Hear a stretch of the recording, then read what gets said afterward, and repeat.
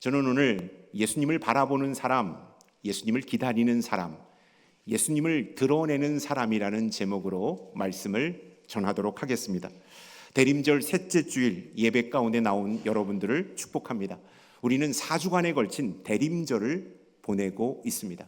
예수 그리스도의 오심을 사모하며 대림절을 보내고 있습니다. 대림절 혹은 대강절이라고 합니다. 기다릴 때 이말임, 이미 오시는 것을 기다리는 것, 예수 그리스도가 오시는 것을 기다리는 것을 대림절이라고 합니다. 대강절은 내릴 강자를 써서 예수 그리스도가 이 땅 가운데 인카네이션에서 내려오는 것을 바로 대강절이라고 말합니다. 대림절, 어드벤트라고 하죠. 이 대림절은 예수 그리스도의 오심을 기다리며 그 기다림의 신앙을 다시 한번 깊이 새기는 시간이 바로 대림절의 시간입니다. 근데 이 대림절은 First Advent와 Second Advent로 나눕니다. 첫 번째 초림, 예수 그리스도께서 이 땅 가운데 오셨죠. 우리는 오신 예수 그리스도 앞에 감사함으로 나아가야 합니다. 그리고 다시 오실, 재림하실 예수 그리스도를 소망하며 기다려야 하는 대림절을 보내야 하는 것이죠. 대림절 기간 동안 우리는 4개의 촛불을 밝힙니다. 이 촛불은 메시아를 기다리는 우리의 마음을 상징합니다. 첫 번째 촛불, 진보라의 촛불입니다. 희망의 촛불이라고 말합니다. 예언자의 촛불이라고 말합니다. 하나님 나라를 소망하며 구원자이신 예수 그리스도를 기다리는 촛불입니다. 두 번째 촛불은 옅은 보라의 촛불입니다. 평화의 촛불입니다. 베들레헴의 촛불입니다. 우리의 죄악된 모습을 회개하며 평화의 왕으로 오실 예수 그리스도를 기다리는 촛불이 바로 두 번째 촛불입니다. 오늘 우리가 맞이하고 있는 대림절 세 번째 촛불은 무엇일까요? 분홍색 촛불입니다. 기쁨의 촛불입니다. 목자들의 촛불입니다. 예수님의 사랑을 나누고 실천하며 서로 기쁨으로 예수님을 기다리는 촛불이 바로 대림절 세 번째 주일날 밝힐 촛불이라는 것이죠. 다음 주 마지막 네 번째는 흰색 사랑의 촛불을 밝힙니다. 하나님의 사랑이 예수 그리스도 안에서 완전히 드러났음을 상징하는 촛불입니다. 그러므로 우리는 대림절 기간 동안 예수 그리스도를 소망하며 주님께서 주신 화평을 이루며 예수 그리스도로 인하여 기뻐하고 사랑을 실천하는 기간이 되어야 한다라는 것입니다. 오늘 대림절 세 번째 기쁨의 촛불을 밝히는 이 시간이 되었으면 좋겠습니다. 이 목자들은 메시아의 탄생 소식이 주는 큰 기쁨을 가장 먼저 경험한 사람들이었습니다. 양떼를 치던 목자들에게 이 땅에 메시아가 탄생하셨음을 가장 먼저 알렸기 때문입니다. 가장 큰 기쁨이 되는 소식을 목자들이 가장 먼저 접했습니다. 대림절 세 번째 주일 우리들이 목자들처럼 주님께서 주시는 기쁨을 믿음으로 받아들이고 삶의 자리에서 그 기쁨을 누려야 한다라는 것입니다. 대림절은 기쁨을 누리는 시간이 되어야 함을 성경은 우리에게 가르쳐주고 있다라는 것입니다. 그러나 우리의 현실을 돌아보면 기쁨이라는 단어가 썩 마음에 와닿지 않습니다. 왜냐하면 우리는 기쁨을 잃어버린 채 세상을 살아가고 있기 때문입니다.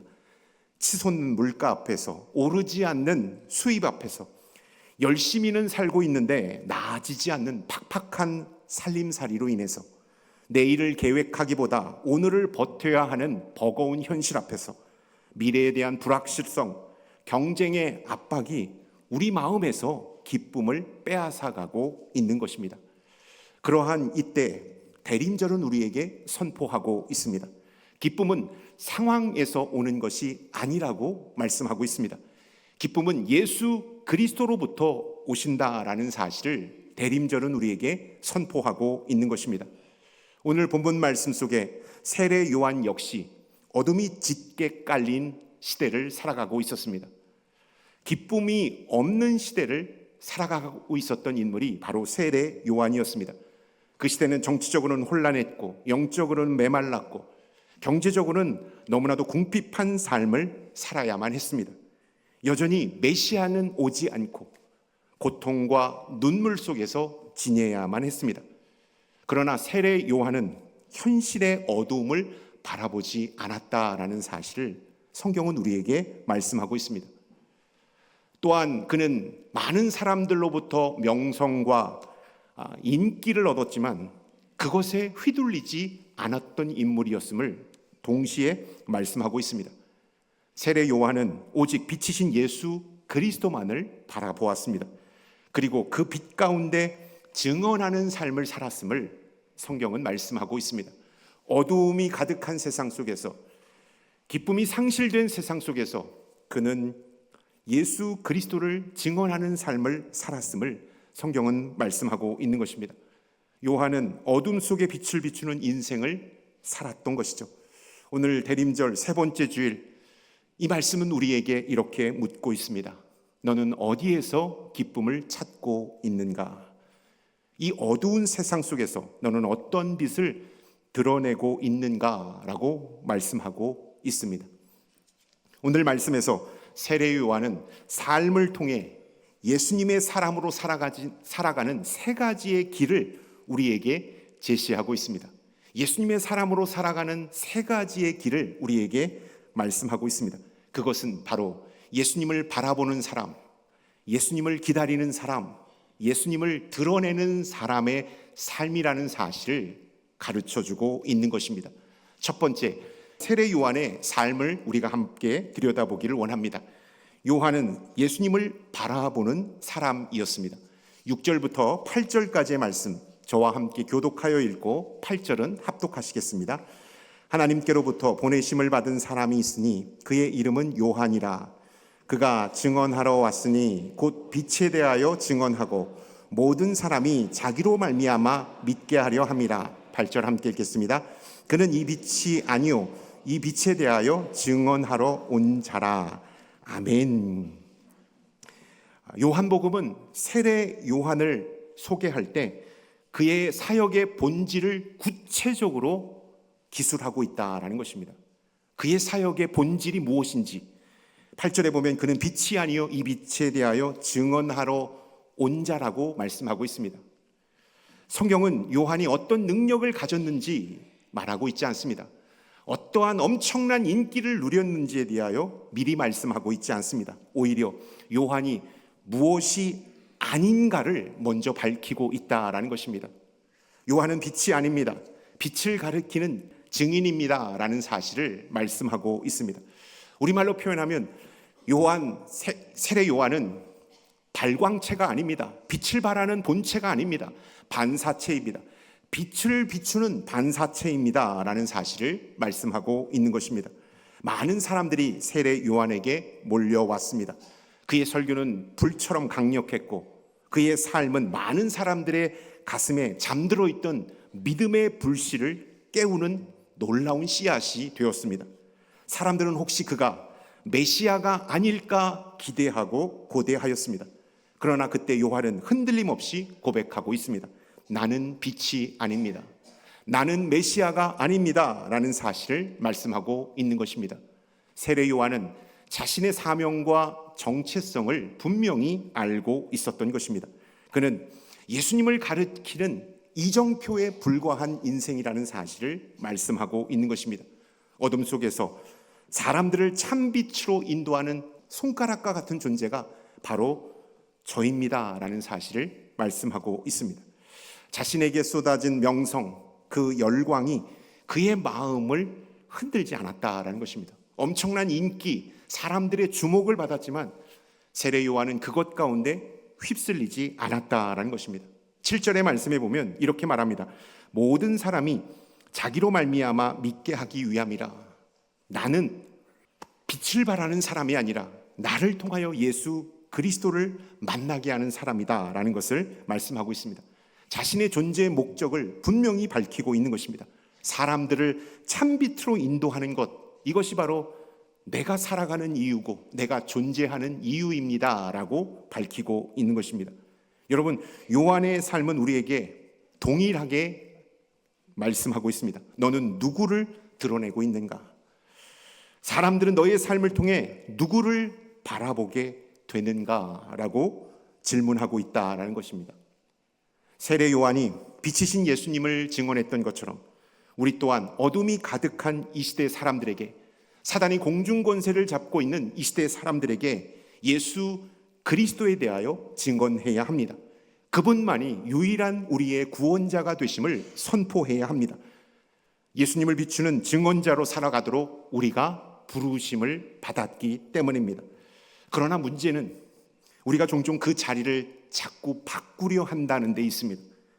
예수님의 증인으로 부르심을 받았음에도 불구하고 우리 스스로가 빛이 되려고 할 때가 많기 때문입니다.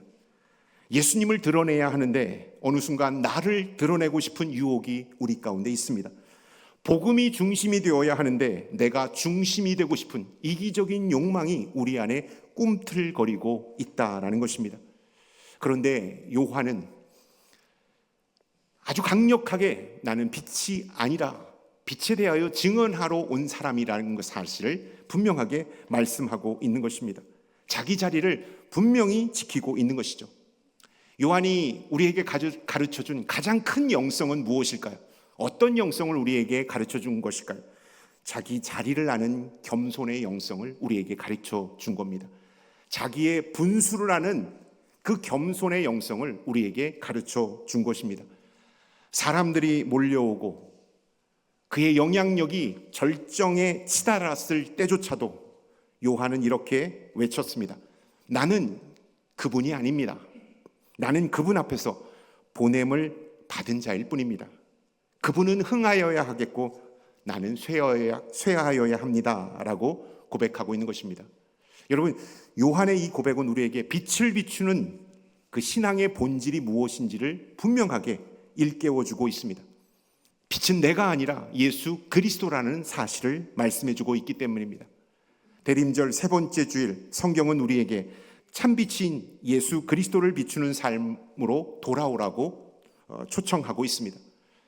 참 빛을 비추는 하나님의 사람으로 돌아오라고 부르고 있는 것입니다.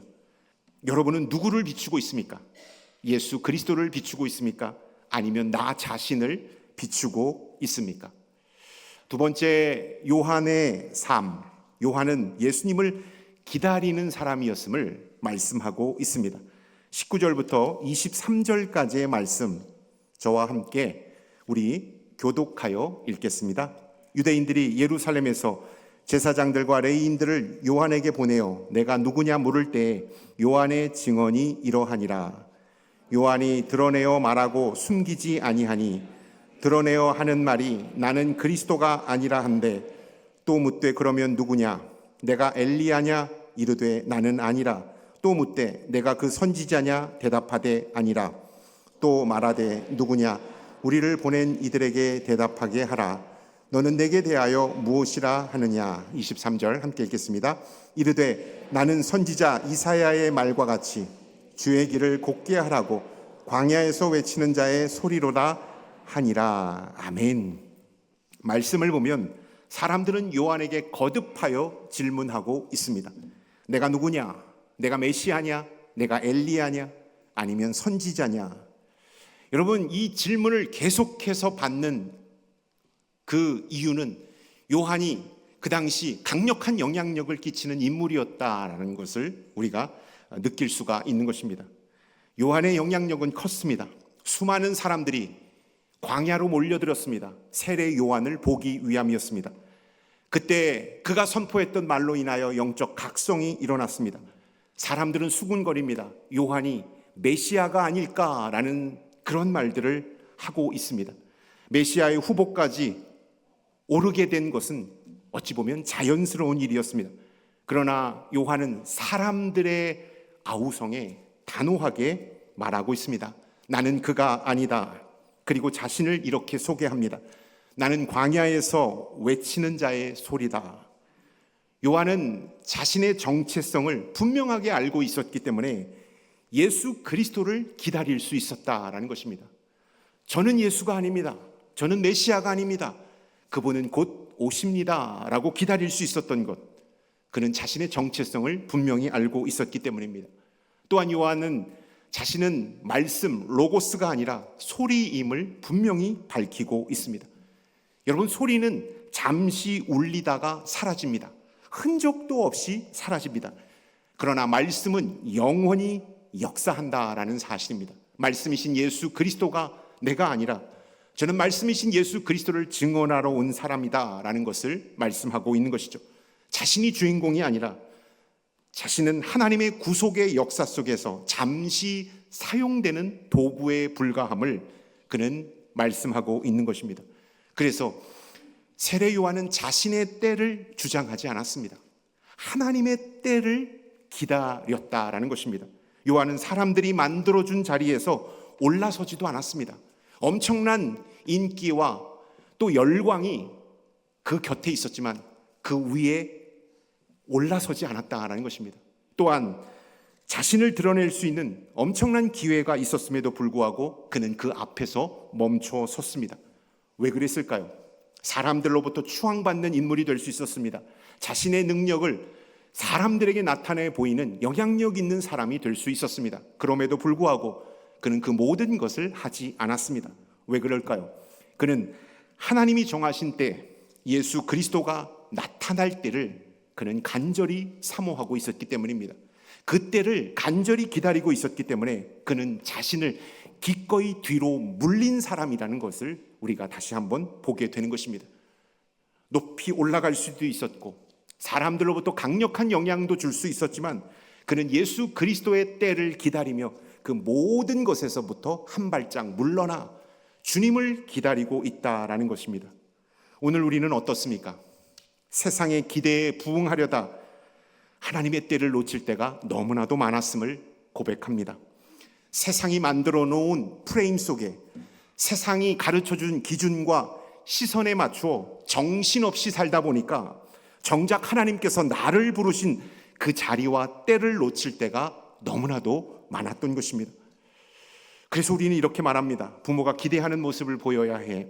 사회가 요구하는 기준에 맞추어야 해. 교회 안에서 기도해야 되는 이미지를 지켜야 해. 사람들에게 실망을 주면 안 돼. 언뜻 들으면 이것은 아주 좋은 말입니다. 그러나 이런 기대들은 하나님이 아닌 사람들에게 집중하게 만든다라는 것입니다. 여러분, 사람에게 집중하는 인생은요, 결코 하나님의 때를 분별하지 못합니다. 사람들의 기대에만 민감하게 반응할 뿐이라는 사실입니다.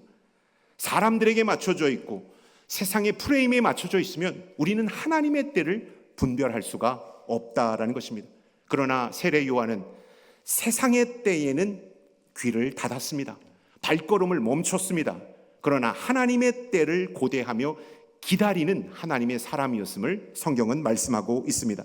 요한의 삶을 통해 하나님은 분명하게 말씀하고 있습니다. 하나님의 사람들은 사람들의 기대에 부응하는 자가 아니라는 것입니다. 하나님의 때를 기다리는 자가 바로 그리스도인이라는 사실을 말씀하고 있는 것입니다. 여러분, 요한을 이렇게 보면 그는 기다림의 사람이었습니다. 언제가 될지 모르지만 하나님의 아들 메시아가 이 땅에 오실 것을 믿고 기다리는 사람이었습니다. 소극적인 기다림의 소유자가 아니었다라는 것입니다. 여러분, 소극적인 기다림의 소유자가 있는가 하면 적극적인 기다림의 소유자가 있습니다. 두 차이가 뭘까요? 소극적인 기다림의 소유자는 아무것도 하지 않습니다. 아유, 뭐 되겠지, 되면 좋고 아니면 말고 식으로 그렇게 기다리는 것, 소극적인 기다림의 모습입니다. 그러나 적극적인 기다림은 반드시 될 것을 확신하며 믿음의 자리를 지키는 그 모습이 바로 적극적인 기다림의 모습이라는 것입니다. 세례 요한은 하나님의 아들 예수 그리스도가 메시아가 이 땅에 내려올 것이다라는 확신을 갖고 있었습니다. 그때가 언제인지 모르지만 그 확신을 가지고 믿음의 자리를 지켰습니다.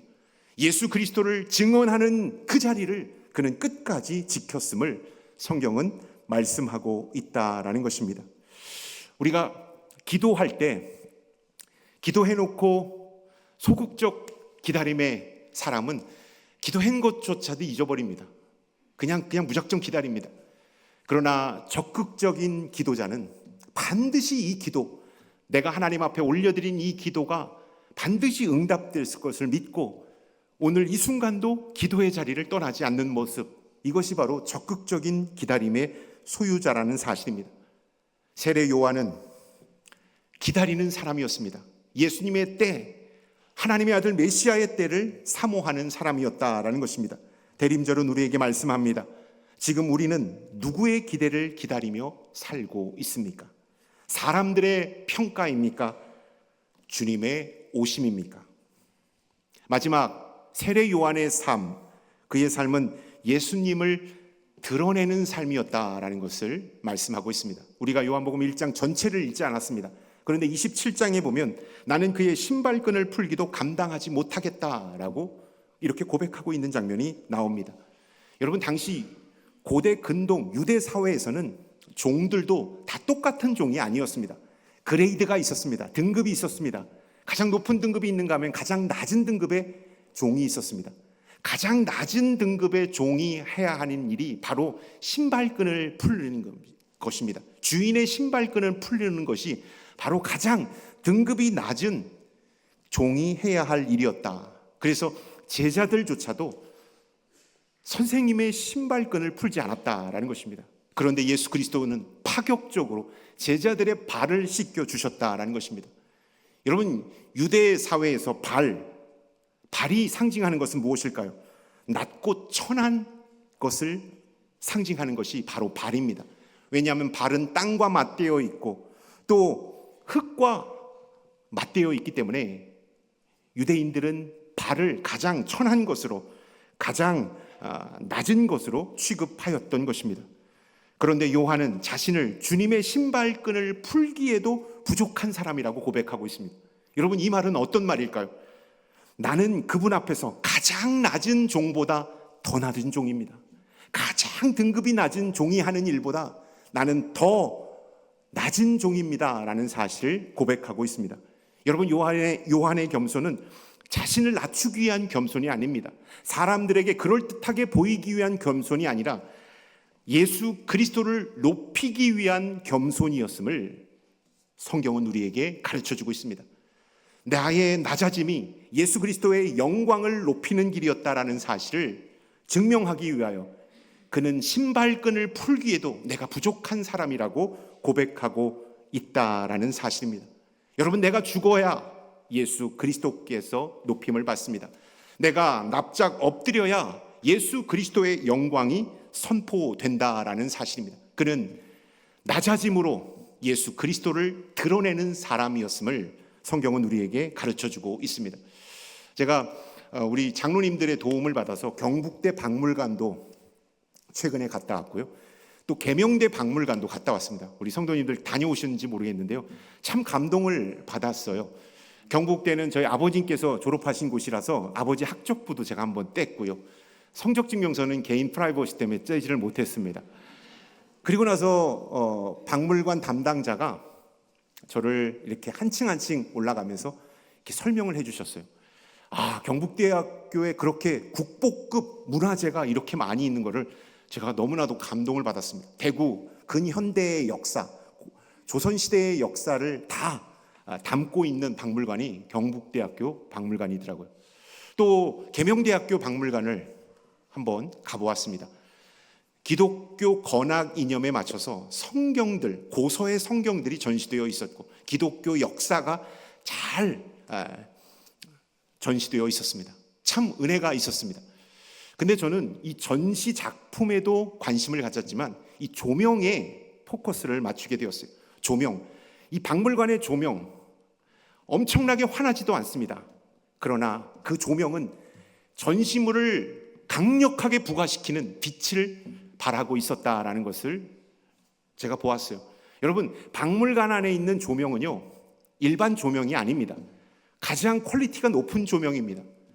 가장 고가의 조명이 박물관의 조명입니다. 그런데 그렇게 잘난 조명, 그렇게 비싼 조명이 자기 자신을 이렇게 티내지 않더라고요. 발하지 않더라고요. 그는 오직 전시물에만 집중하고 있는 것을 발견하게 되었습니다. 여러분, 우리 그리스도인의 삶,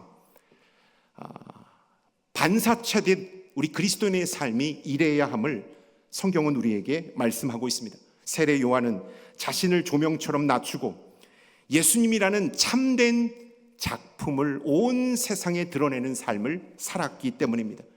자기는 죽고 자기는 낮추고 우리의 구원자 되신 예수 그리스도를 드러내는 삶을 살았다라는 것을 성경은 우리에게 가르쳐주고 있습니다. 여러분, 우리는 여기서 신앙의 성숙은 어떻게 판가름되는가를 다시 한번 깨닫게 됩니다. 사람들에게 드러나는 것으로 신앙의 성숙이 이루어지는 것이 아니라 예수 그리스도를 드러내는 삶을 사는 것이 바로 우리의 신앙의 성숙이 이루어진 것임을 우리가 다시 한번 이 말씀을 통하여 깨닫고 있다라는 것입니다. 우리가 낮아질 때 예수님은 영광을 받으십니다. 우리가 납작 엎드릴 때 예수 그리스도는 높임을 받으신다라는 사실을 여러분 기억하시고, 대림절 이 세 번째 주간 요한처럼 주님을 선명하게 보여주는 거룩한 하나님의 사람들이 될 수 있기를 축원합니다. 아멘. 사랑하는 성도 여러분, 오늘 세례 요한의 삶 속에서 대림절 셋째 주일 우리가 어떤 사람이 되어야 하는지를 깨닫게 되었습니다. 첫째, 예수님을 바라보는 사람이 되어야 합니다. 세상의 화려함과 인정을 바라보는 자가 아니라 예수 그리스도, 구원자 되신 예수 그리스도를 바라보는 자가 되어야 합니다. 둘째, 예수님을 기다리는 사람이 되어야 합니다. 기다림은 하나님의 약속을 신뢰하며 믿음의 자리를 지킬 때 기다림이 완성되는 것입니다. 마지막 세 번째, 예수님을 드러내는 사람이 되어야 합니다. 예수님을 드러내기 위해서는 나를 철저히 낮추고 예수 그리스도를 높여야 하는 것입니다. 이번 대림절 기간 동안 우리 모두가 다 세례 요한처럼 예수 그리스도만을 바라보고 예수 그리스도만을 기다리며 예수 그리스도만을 드러내는 삶을 살아가는 믿음의 사람들이 될 수 있기를 축원합니다. 아멘.